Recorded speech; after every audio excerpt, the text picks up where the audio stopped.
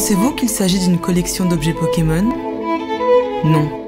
Ceci est une collection de contrefaçons saisie par la douane.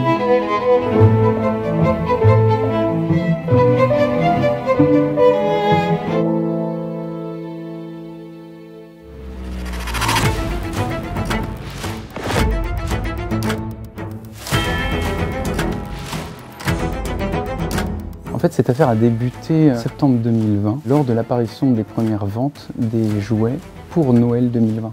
Et en fait, on s'est rendu compte sur les marketplaces françaises, notamment, et européennes, de l'apparition de ventes massives de jouets potentiellement dangereux et contrefaisants. Et c'est comme ça que l'enquête a débuté.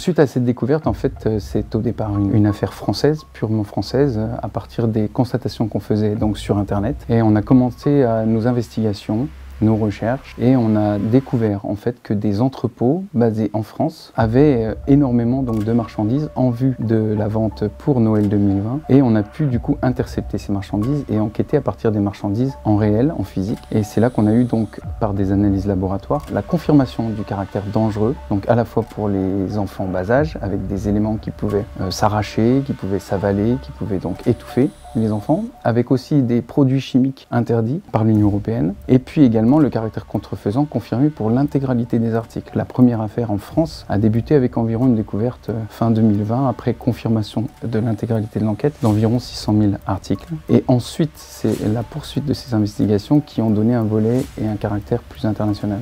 On a eu une information comme quoi en fait les mêmes articles se trouvaient dans d'autres entrepôts, dans d'autres pays de l'Union européenne. On a mis en œuvre notre collaboration et notre coopération avec Europol, et Europol a contacté donc nos partenaires, pas seulement douaniers, parfois c'était aussi les policiers ou les administrations équivalent gendarmerie française, qui du coup prenaient part, entre guillemets, aux investigations qui avaient été lancées par la France. Il y avait donc la Pologne, la République tchèque, il y avait l'Allemagne, l'Italie, l'Espagne et un tout dernier, pour les investigations 2021-2022, la Grande-Bretagne.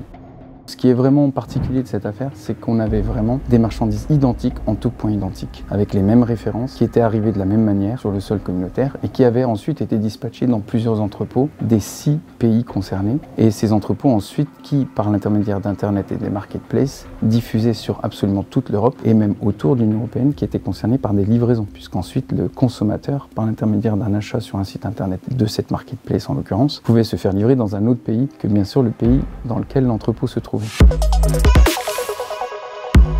Le risque pour l'enfant est grand, le risque d'accident est grand pour plusieurs raisons. D'abord, la qualité même des produits, des colorants qui sont utilisés, du plastique qui est utilisé, qui peuvent être toxiques, surtout si l'enfant met bien sûr l'objet à la bouche, ça va de soi. Comme je vous l'indiquais, selon le type d'objet, il y a aussi des petites parties détachables. Si l'enfant le met à la bouche, il y a des risques d'étouffement, et ça, il n'y a aucune mention d'avertissement qui figure, contrairement à ce qui est exigé sur les jouets en question. Et puis aussi, comme c'est de la très mauvaise qualité, eh bien, ce sont des objets qui peuvent très vite se casser et être manipulés par l'enfant et à mauvais escient. Il y a vraiment un risque pour la santé et la sécurité de l'enfant. Au moindre doute, il ne faut pas acheter. Il faut courir le moindre danger. Il vaut mieux ne pas acheter un produit plutôt que d'acheter un produit à bas coût qui peut avoir des conséquences très graves pour l'enfant.